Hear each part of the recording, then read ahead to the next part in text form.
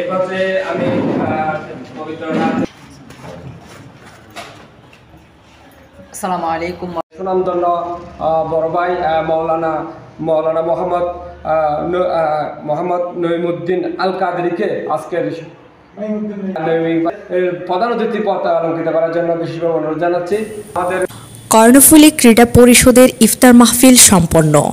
চট্টগ্রামের ঐতিহ্যবাহী ক্রীড়া ও মানবিক সংগঠন কর্ণফুলী ক্রীড়া পরিষদ ও প্রবাসী কর্ণফুলী ঐক্য পরিষদের যৌথ উদ্যোগে ইফতার মাহফিল ও আগুনে পুড়ে ছাই হয়ে যাওয়া সিএনজি চালক ইকবালের ঘর মেরামতের জন্য নগদ আর্থিক অনুদান প্রদান অনুষ্ঠান গতকাল অনুষ্ঠিত হয়।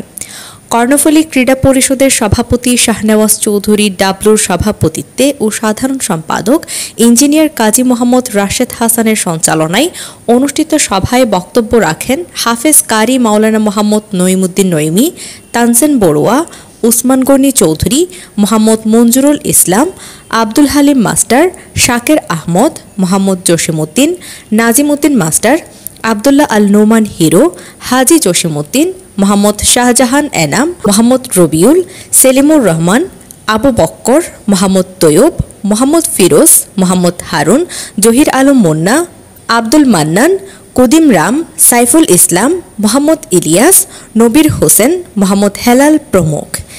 ইফতারের পূর্বে বিশ্ব মুসলিমের সুখ, শান্তি, কল্যাণ ও সমৃদ্ধি কামনা করে দোয়া মোনাজাত করেন মাওলানা মোহাম্মদ নঈমুদ্দিন নঈমী।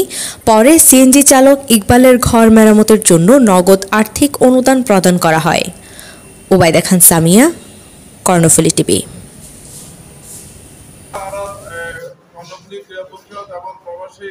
কর্ণফুলী ঐক্য পরিষদের মাধ্যমে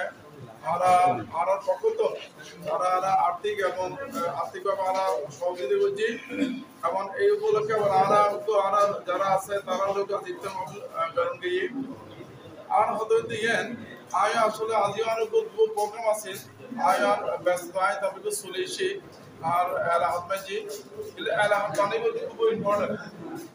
আর দিন শেষে আয় যতই বড় হই না কেন যতই কিছু না কেন আর আর অনুরোধ আর ব্যাগ কিছু আশেপাশে চলে করিব যখন আর শোনায় তখন চলে যায়।